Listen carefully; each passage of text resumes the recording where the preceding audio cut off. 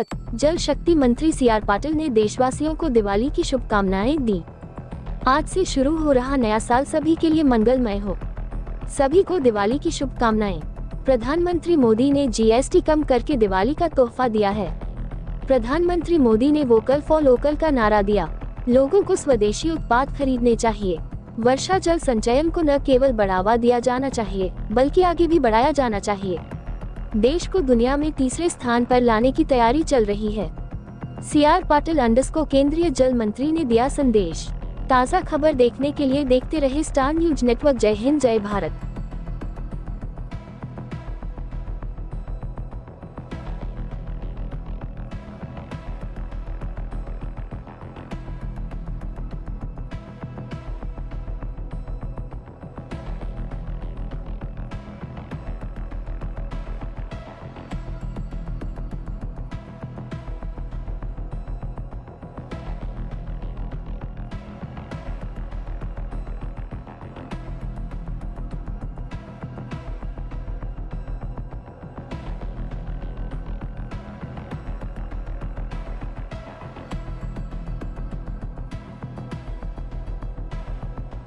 नमस्कार मित्रों,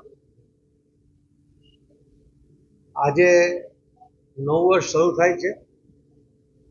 गुजरात में आखा देश में दिवाળી पछीनो आवतो आ नव वर्ष जेने आपणे कागडोळे राह जोईए छीए। कोईपण नवा काम शरू करवा माटे पण आपणे नवा वर्षनी राह जोता होईए छीए। एक नवी ऊर्जा साथे, एक नवी ताकत साथे, एक नवा विचार साथे આપણે સતત આગળ વધવાનો પ્રયત્ન અને એની શરૂઆત નવા વર્ષથી કરવા માટેની મનમાં ઈચ્છા પણ હોય છે। દિવાળીનો તહેવાર, દિવાળીના દીપ પ્રગટાવીને આપણે અંધકાર દૂર કરીને અજવાળા તરફ જ્યારે આગળ વધીએ છીએ ત્યારે એનું પહેલું પગથિયું છે નવ વર્ષ। અને આ દિવાળી, આ નવ વર્ષ દેશવાસીઓ માટે પણ ભરપૂર ખુશીઓ લઈને આવ્યું છે। માનનીય પ્રધાનમંત્રી શ્રી નરેન્દ્ર મોદી સાહેબે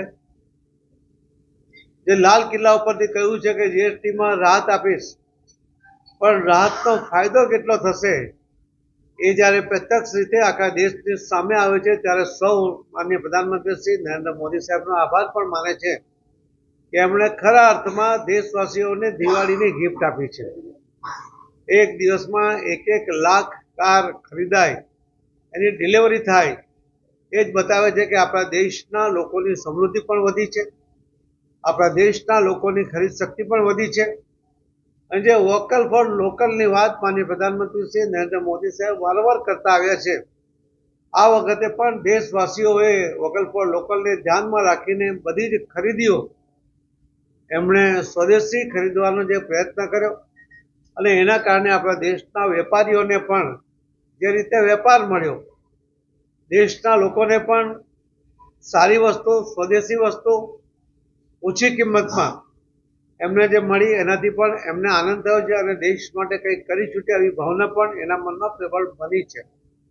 એક રાજકીય નેતા માનનીય પ્રધાનમંત્રી શ્રી નરેન્દ્ર મોદી સાહેબ એવા છે કે જેમના એક શબ્દને લોકો ફોલો કરે છે।